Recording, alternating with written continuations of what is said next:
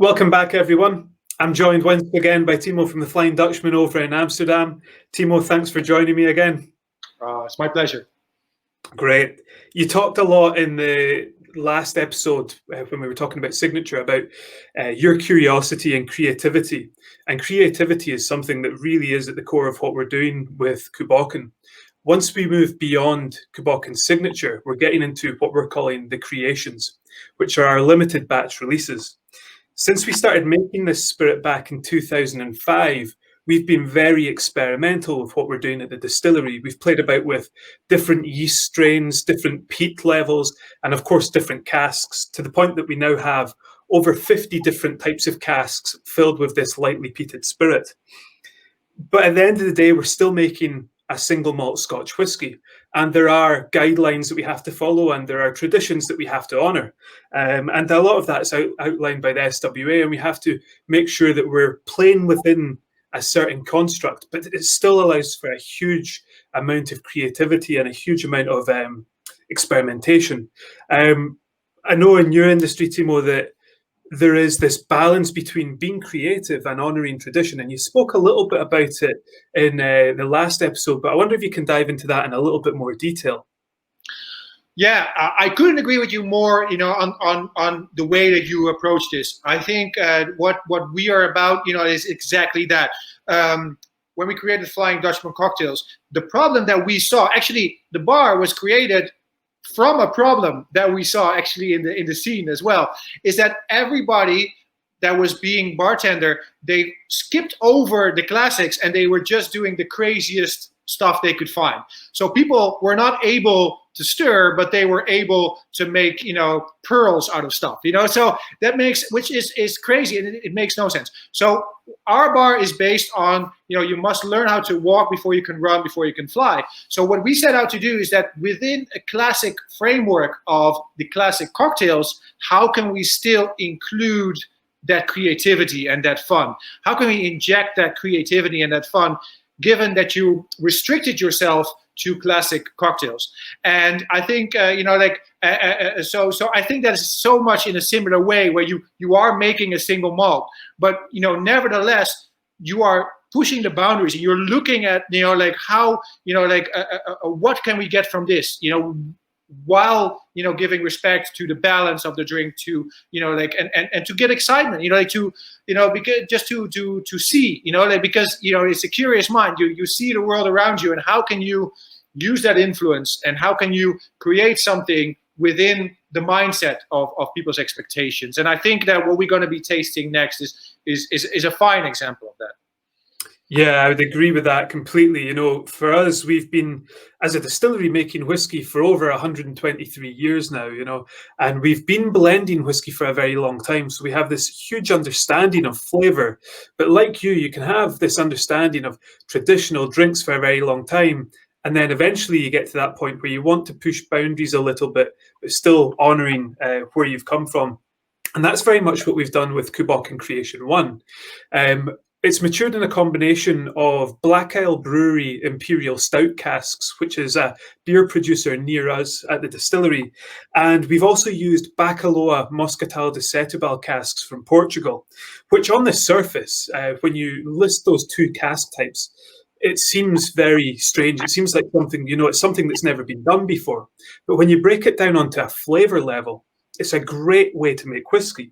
Again, like signature, we've got that lightly peated spirit, so that little whiff of smoke, a bit of sweetness in the spirit as well. From the Black Isle Brewery casks, we get this lovely bitterness that comes in the way of like an espresso, dark chocolate, tobacco-like light flavour. But the Moscatel really leads the dance here, and it makes up the majority of the recipe. And the Moscatel in itself has this wonderful marmalade, honey, buttery aroma that's really carried through into the whiskey. So what we end up with really is a balance between sweetness and bitterness, and it comes together with just that little touch of smoke to create a wonderful whiskey. Yeah. So you've had a chance to play about with this whiskey a little bit now. How did you find the whiskey, first of all, and then what was your experience with experimenting with cocktails with this whiskey? Well, actually, first of all, I'd like to note that, you know, like what really stood out for me in this is that you look at this from face value. So you're looking at the wood and you're thinking, wow, how is this going to work? You know, how is the sweetness not going to overpower it? And then you taste it and you can just understand. You can almost, it feels like you can almost get into the mind of the creator of this, you know, like how they look beyond, you know, the obvious, than just the name stated on, you know, like having a, you know, a stout cask or like a muscatel cask, but looking and really looking and honing in on the aromas and the flavor that is going to deliver, and strike a completely unexpected balance with the bitter and sweetness. So I think that is really a great job, and I think that just goes to show that, you know, that there is no gimmick in this. You know, this is based on the foundation of a very good and clear understanding of liquid. There is no, oh, you know, we just throw something about. You know, like there has been a very conscious effort, you know, like to create this, and a very with flavor in mind and aromas in mind beyond what you would expect, and it's unusual, but with a very clear mindset about what to get out of it.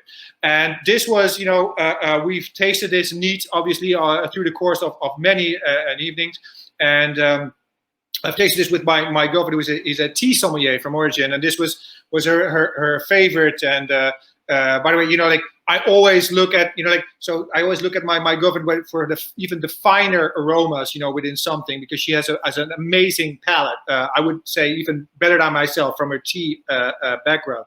And, you know, like this one, you know, you just keep going back to it, and it's just, it just delivered. And playing around with it and doing, you know, like, and making a cocktail with it was a joy, because we wanted, you know, to do something unusual as well, but exactly the way you just said it, within the frame of a classic cocktail, delivering something unexpected, new, but that actually, that when you read it, you're like, wow, you know, like how does that, you know, like what went into the minds of that, and then delivering it. And then when you taste it, you're going to be like, it's going to be this aha moment. Just when you're sipping this whiskey, it's going to be like, aha, you know, this was the thought process behind this. You know, like there was no madness, you know, like there was very clear blocks, and there was a puzzle that was being made and perfected. There was a balance that was being made and executed. And that's what we're going to see in Wild and Drink that I've created. Fantastic. Well, I'm looking forward to that, and I'll let you go and get set up behind the bar now to create that, because it sounds fantastic already. So we've gone with a flipping hop. So basically, we've taken this classic approach of the flip. So a flip, for those of you who don't know, it is a classic way of drink. It's a drink that actually uses the egg, but not just the egg white as you would do with a whiskey sour. No, it uses the whole egg. And so what that delivers is a beautiful creaminess and texture, which is actually also, by the way, from time to time served hot. Now, we're not going to do that today. We are going to shake it up. So we're going to start with 50 mLs. Again, having a serious amount.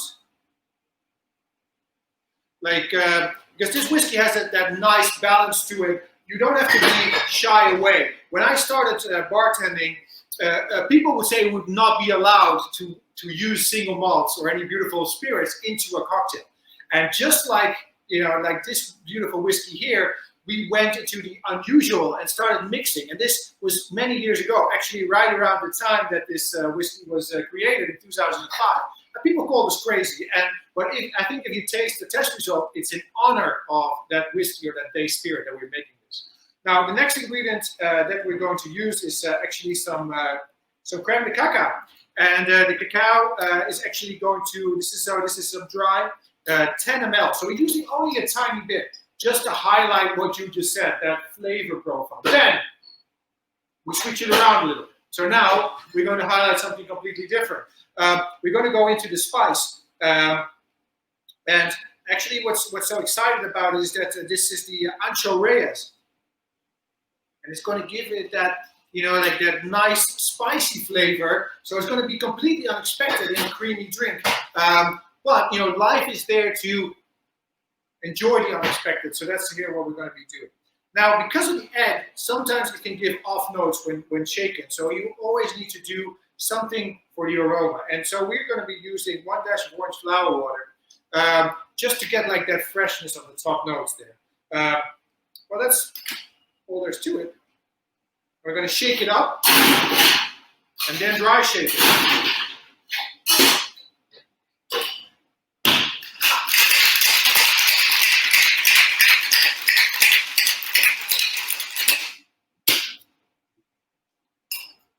So by dry shaking, I mean that we want to make it nice and a little bit of a fluffy texture there as well. So we're going to dry shake that as well and then serve it over ice.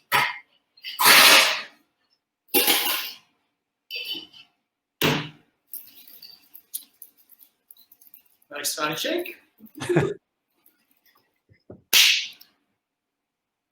This is usually the time behind the bar that some wise guy at the bar usually says, like, you forgot to add the ice in your shaker. Yeah. So, just a bit of fresh ice. And strain it.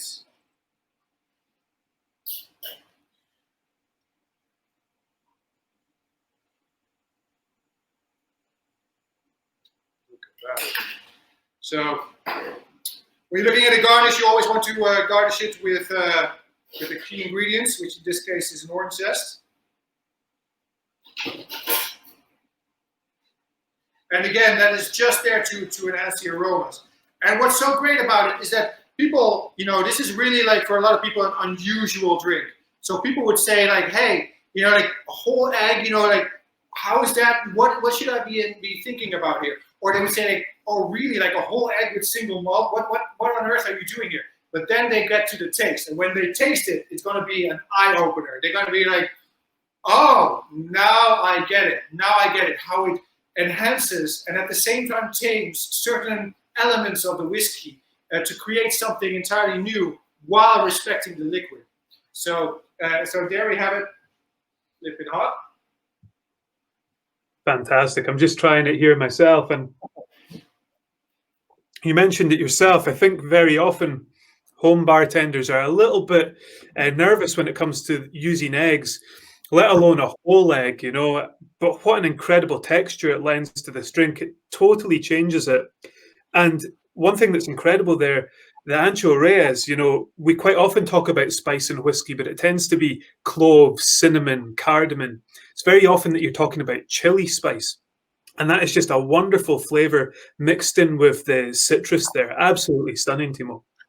And the hind reason about it is that, of course, creaminess or creamy texture, it can envelop certain flavors. So using the spice to re-enhance those flavors right back into the drink is really what it's all about. And I think that when you taste it, like it's not bland, it really pops, which is a rare thing with like a creamy drink like we would have here. All in all, just tasting is believing, and I think that goes for this whiskey as well as this drink. Yeah, it's approaching winter right now. People quite often go for things like the eggnogs or the advocates, and that creamy kind of drink at this time of year is perfect. So I think this is right up my street for what I'll be drinking this winter. So cheers. Cheers. Like we say, the texture on this drink is absolutely incredible. That's something that we're going to be jumping into in a little bit more detail in the next session. But until then, Timo, thank you very, very much for this. Another incredible drink. Cheers. Thank you. Cheers.